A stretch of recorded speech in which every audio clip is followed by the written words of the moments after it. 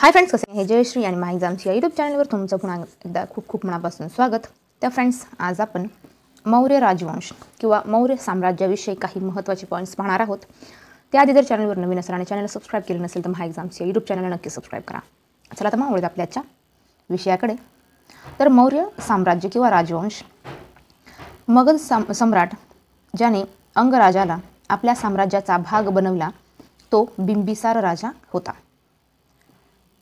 पुढे पाहूया. कलिंग युद्ध अशोकाच्या काळात लढले गेले. ग्रीक शासक ज्याने मॅगॅस्थेनेसला चंद्रगुप्त मौर्याच्या दरबारात पाठवले तो सेल्युकस निकेटर होता. पुढे पाहूया. मौर्य साम्राज्याची राजधानी पाटलीपुत्र होती. मौर्य साम्राज्याचा शेवटचा राजा बृहद्रथ हा होता. सम्राट अशोक हा बिंबिसारचा मुलगा होता. अशोकाच्या राजवटीत तक्षशिला आणि उज्जैन या प्रांतीय राजधान्या होत्या. पुढे पाहूया. मौर्योत्तर कालखंडात दास कर्मकारांसारखे पुरुष आणि स्त्रिया ज्यांच्याकडे जमीन नव्हती. मॅगॅस्थेनिसच्या मते पाटलीपुत्रातील दरवाजे 64 होते. मौर्य राजा ज्याने युद्ध जिंकल्यानंतर विजय सोडला तो अशोक होता. मौर्य शासक अशोक 232 ईसा पूर्व मरण पावला. पुढे पाहूया. सांचीचा महान स्तूप अशोकाच्या काळात बांधला गेला. धम्माची संकल्पना अशोकाने लोकप्रिय केली होती. अशोकाने आपल्या कारकिर्दीच्या 8व्या वर्षी कलिंग जिंकले होते. बौद्ध धम्माचा प्रचार करणारा मौर्य शासक अशोक हा होता. रामपूर्वाच्या अशोक स्तंभावर बैलाची मूर्ती आहे. पुढे पाहूया. मौर्य पूर्व मगध शासक राजवंशामध्ये हरियांका, शिशुनागा आणि नंदा हे होते. इंडिका हे पुस्तक मॅगॅस्थेनिसने लिहिले होते. मॅगॅस्थेनिसने पाटलीपुत्र शहरात 64 दरवाजे आणि 570 बुरुजांचा उल्लेख केला आहे. पुढे पाहूया. मॅगॅस्थेनिसच्या मते मौर्य शासकाच्या सैन्यात 6 लाख पायदळ होते. मॅगॅस्थेनिसच्या मते मौर्य शासकाकडे 1,30,000 घोडदळ आणि 9,000 हत्ती होते. अशोकाने बोधगया म्हणजेच बोधिवृक्ष आणि धम्मयात्रेला मेजर रॉक एडिक्ट 8 मध्ये आपल्या भेटीचा उल्लेख केला आहे. पुढे पाहूया. देवनपिया आणि पियादसी ही उपाधी अशोकाने धारण केली होती. गुजरातमध्ये सुदर्शन तलाव मौर्य राजवटीत बांधण्यात आला होता. प्रसिद्ध बौद्ध स्तूप सांची स्तूप मूळतः अशोकाने बांधले होते. अशोकाच्या साम्राज्याच्या वायव्य भागात त्याने शिलालेख खरोस्ती लिपीत लिहिलेले होते. पुढे पाहूया. सांची स्तूप मध्य प्रदेशमध्ये आहे. शिसुपालगडमधील प्रागैतिक काळातील लेणी वास्तुकला ओरिसा राज्यातील आहे. अलेक्झांडरच्या मृत्यूनंतर चंद्रगुप्त मौर्याने पराभूत केलेल्या अलेक्झांडरच्या सेनापतीचे नाव सेल्युकस निकेटर हे होते. पुढे पाहूया. हेलिओडोरस BCE 2ऱ्या शतकात भागभद्राच्या दरबारात राजदूत म्हणून आला होता. मौर्य साम्राज्याच्या पूर्व भारत प्रांताची राजधानी तोसली ही होती. सर हेनरी टेलर यांनी 1818 मध्ये सांची स्तूपाचा शोध लावला. हाती गुहेत राजा खारवेलचा शिलालेख आहे. पुढे पाहूया. मॅगॅस्थेनिसच्या मते चंद्रगुप्त मौर्याच्या काळात समाज 7 जातींमध्ये विभागला गेला होता. मौर्य प्रशासनात सिताध्यक्ष हा कृषी विभागाचा प्रभारी अधिकारी होता. ग्रीक इतिहासकार मॅगॅस्थेनिसने 4थ्या शतकात ईसापूर्व भारताला भेट दिली चंद्रगुप्त मौर्याच्या काळात. पुढे पाहूया. दरबारी कारस्थान आणि चंद्रगुप्त मौर्याचे सत्तेवर आरोहण यासंबंधीचे संस्कृत कार्य म्हणजे मुद्रा राक्षस हे होय. सारनाथ स्तंभावर राष्ट्रीय चिन्ह घेण्यात सारनाथ स्तंभावरून स्तंभावरून राष्ट्रीय चिन्ह घेण्यात आले आहे. सारनाथ येथील सिंहाची राजधानी अशोकाची होती आहे. अशोकाची राजधानी पाटलीपुत्र येथे होती. पुढे पाहूया. ग्रीकांना भारतातून हाकलणारा भारतीय शासक चंद्रगुप्त मौर्य हा होय. अर्थशास्त्रात चांदीच्या नाण्यांचा उल्लेख रुप्य रूप असा आहे. दुष्काळाच्या प्रभावांना तोंड देण्यासाठी अन्नासाठी कामाच्या कार्यक्रमाबद्दल बोलणारा पहिला भारतीय विचारवंत कौटिल्य हा होता. पुढे पाहूया. टोपरा येथील अशोक स्तंभाच्या हालचालीचे चित्रित चित्र इफिरूज शाहीमध्ये आढळते.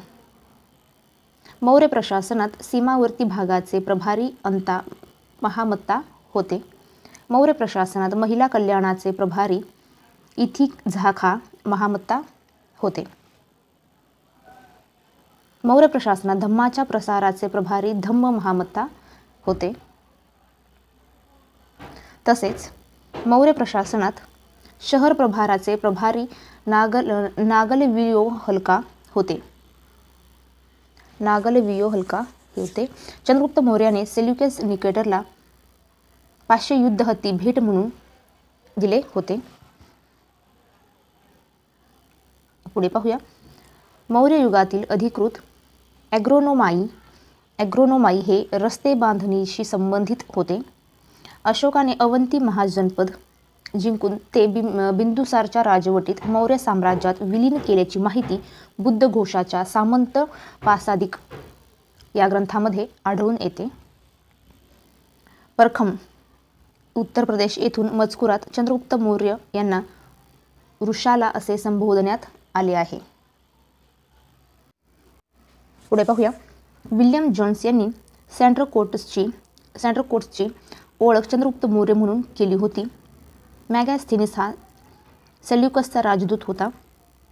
मौर्य शासक बिंदुसार याला ग्रीक लेखकांनी अमित्रघाट असे संबोधले होते. अशोकाच्या भाब्रू शिलालेखात बौद्ध ग्रंथाचा उल्लेख आढळतो. पुढे पाहूया. भाब्रू शिलालेखात अशोकाचा प्रियदर्शी असा उल्लेख आहे. अशोकाने धम्माचा प्रचार करून आपले साम्राज्य एकत्र ठेवण्यात प्रयत्न केले. बोधगया बिहार येथील पहिले महाबोधी मंदिर अशोकाने बांधले होते. मौर्य साम्राज्यात शेतकऱ्यांनी भरलेल्या कराला पिंडकर असे म्हणतात. पुढे पाहूया. बिहारमधील भयंकर दुष्काळानंतर जैन साधू भद्रबाहू आणि त्यांचे शिष्य श्रवणबेळगोळला कर्नाटक येथे आहे स्थलांतरित झाले. कौटिल्याच्या अर्थशास्त्रात लिहिलेल्या तीर्थांची संख्या 18 होती. कर निर्धारण हे समहर्ता नावाच्या अधिकाऱ्याचे कार्य होते. अशोकाने आपला मुलगा महेंद्र आणि मुलगी संघमित्रा यांना धम्माच्या तत्वाचा प्रसार करण्यासाठी सिलोनला पाठवले. कलिंगाच्या युद्धानंतर अशोकाने युद्ध सोडले. ग्रीक राजदूत मेगास्थेनिसला चंद्रगुप्त मौर्याच्या दरबारात पाठविण्यात आले होते. मेगास्थेनिस सेल्युकस निकेटरचा राजदूत होता.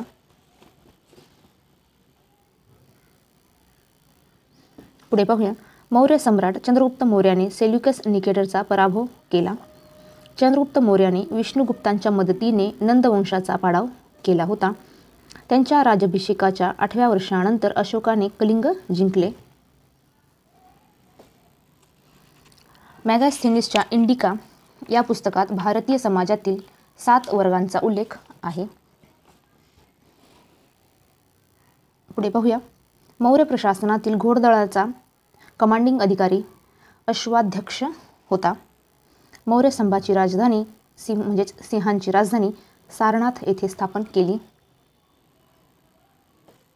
अर्थशास्त्रात प्रशासकीय व लष्करी संघटनेचे सूक्ष्म तपशील दिले आहे. नागार्जुनी लेणी आजीविकाला दान करण्यात आली. तोसाली, उज्जैनी आणि तक्षशिला. तोसानी, उज्जैनी व तक्षशिला ही मगध साम्राज्यातील प्रांतीय केंद्रे होती. कलिंग युद्धानंतर अशोकाने भौतिक व्यवसायाचे धोरण सोडले. मौर्य साम्राज्यातील प्रमुख राजकीय केंद्रांची संख्या 5 होती. बिंदुसारला ग्रीक लोक अमित्रोचेट्स म्हणत. पुढे पाहूया. मौर्य साम्राज्याच्या दक्षिणेला असलेले शहर ब्रह्मगिरी होते. अशोकाच्या स्तंभामागील उद्देश धर्मधोरणांचा प्रसार करणे हा होय. भारतातील सर्वात जुनी रॉक कट लेणी म्हणजे बराबर आणि नागार्जुनी लेणी होय. किन शी हुआंगने 221 ईसापूर्व सुमारे ग्रेट वॉल बांधण्याचे आदेश दिले होते. चीनच्या सम्राटाने सुमारे 2400 वर्षापूर्वी महान भिंत बांधण्यास सुरुवात केली. मौर्य साम्राज्याचा पाया चंद्रगुप्त मौर्याने घातला. शुंग राजवंशाची स्थापना पुष्यमित्राने केली होती. सामाजिक समस्या सोडविण्यासाठी अशोकाने धम्म महामत्तेची नियुक्ती केली होती. अशोकाने बहुतेक शिलालेख ब्राह्मी लिपीत लिहिलेले होते. पुढे पाहूया. चाणक्याच्या अनेक कल्पना अर्थशास्त्र नावाच्या पुस्तकात लिहून ठेवल्या होत्या. पहिल्या मौर्य शासक ज्याने शिलालेखाद्वारे आपला संदेश लोकांपर्यंत पोहोचवण्याचा प्रयत्न केला तो अशोक होता. प्राचीन प्रवाशांनी भारतीय उपखंडासाठी वापरलेल्या नावाची स्वर्णभूमीचा समावेश होतो.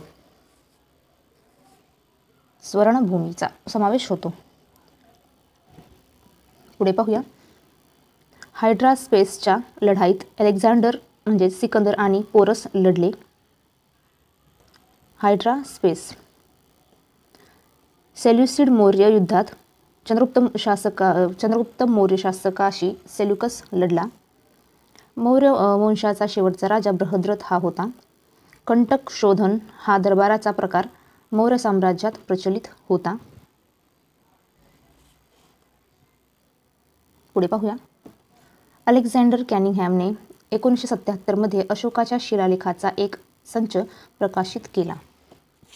अशोकाच्या शिलालेखाचा उलगडा करणारे पहिले विद्वान जेम्स प्रिन्सेप हे होते. James Prinsep. पुढे पाहूया. प्राचीन भारतातील पहिले साम्राज्य ज्याने मोठ्या प्रमाणावर हत्तींचा वापर केला तो मगध होता. पुढे अतविका राज्य हे वनराज्य म्हणून संबोधले जात असे. मौर्य साम्राज्याचा एक महत्त्वाचा साहित्यिक स्रोत असलेला सिलोनी इतिहास म्हणजे महावंश होय. कलिंग युद्धानंतर बौद्ध धर्म आणि त्याची अहिंसक तत्त्वे स्वीकारणारा मौर्य राजा म्हणजे अशोक होता.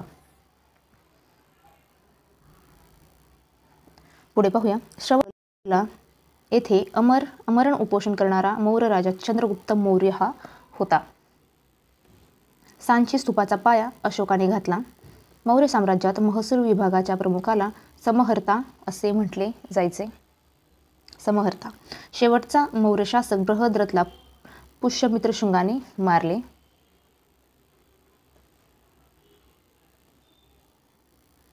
पुढे पाहूया. मौर्य प्रशासनात 30 सदस्य असलेल्या युद्ध कार्यालयाद्वारे सैन्याची देखरेख केली जात असे. मौर्य वंशाची स्थापना करण्यासाठी धनानंदाचा पराभव करणारा शासक चंद्रगुप्त मौर्य हा होता.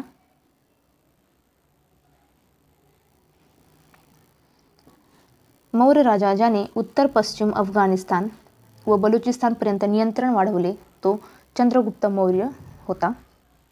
चंद्रगुप्त मौर्याच्या कारकिर्दीत पाटलीपुत्राचा कारभार 6 समित्यांकडून चालविला जात असे.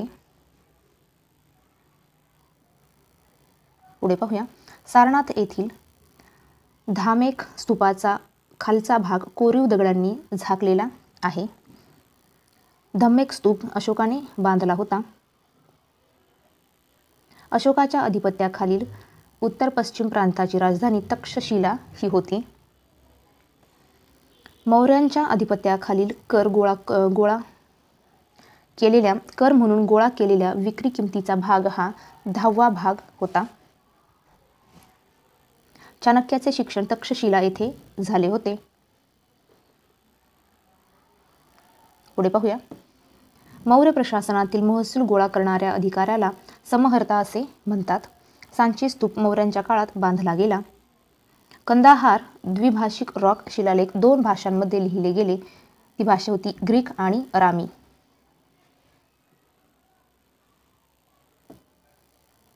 पुढे पाहूया. पहिले भारतीय साम्राज्य मौर्य साम्राज्य होते. इसवी सन पूर्व 6व्या शतकापासून पंचचिन्हांकित नाणी चांदी आणि तांब्यांपासून बनवली गेली. अशोक हा चंद्रगुप्त मौर्याचा नातू होता. चाणक्य हा सम्राट अशोकाचा गुरु होता.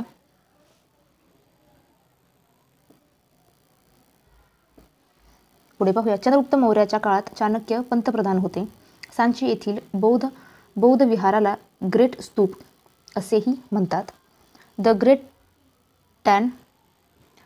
Tan dynasty record on the western region हे पुस्तक ज्वान झांग यांनी लिहिले होते.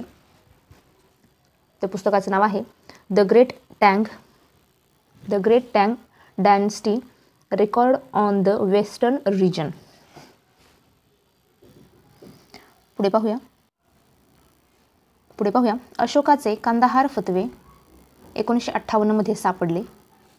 नंद घराण्याच्या कारकिर्दीनंतर मगधवर मौर्य राजवंशाचे राज्य होते.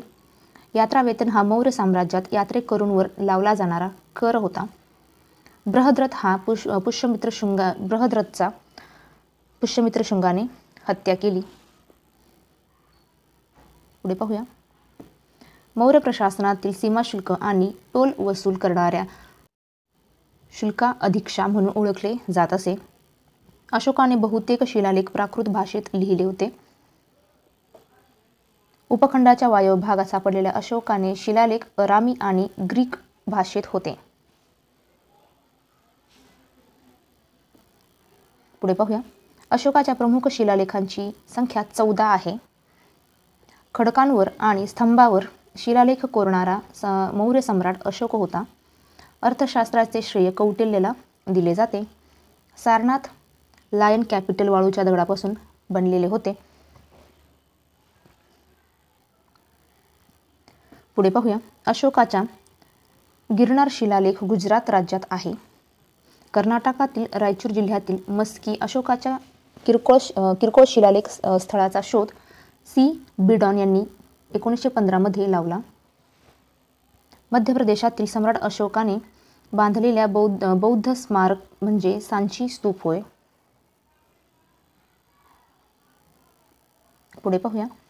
मुद्रा राक्षस हे नाटक विशाखा दत्त यांनी लिहिले होते. जेम्स प्रिन्सेपने 1837 मध्ये अशोकाच्या आज्ञेचा उलगडा केला. प्रसिद्ध बौद्ध संरचना धम्मेक स्तूप मूलतः मौर्य राजवटीत बांधण्यात आले होते. पुढे पाहूया. मौर्य राजवटीत ऐतिहासिक ग्रँड ट्रंक रोडला उत्तर पथ असेही म्हणतात. मौर्य प्रशासनातील विविध भागांचे अधीक्षक म्हणून अध्यक्षांचा कौटिल्याने उल्लेख केलेला आहे. कलिंगावर अशोकाच्या विजयाचा 13व्या शिलालेखात उल्लेख आहे. मौर्य राजवटीत सुवर्णगिरी हे सोन्याच्या खाणीचे केंद्र कर्नाटकमध्ये होते. तर फ्रेंड्स, मला हाच व्हिडिओ कसा वाटला नक्की कमेंट करून कळवा. व्हिडिओ आवडला असेल तर व्हिडिओला लाईक करा, शेअर करा आणि चॅनलवर नवीन असेल आणि चॅनलला सबस्क्राईब केलं नसेल तर महा एक्झाम्सचे यूट्यूब चॅनलला नक्की सबस्क्राईब करा. चला तर मग फ्रेंड्स, थांबूया तेच भेटू पुढच्या व्हिडिओमध्ये. जय हिंद.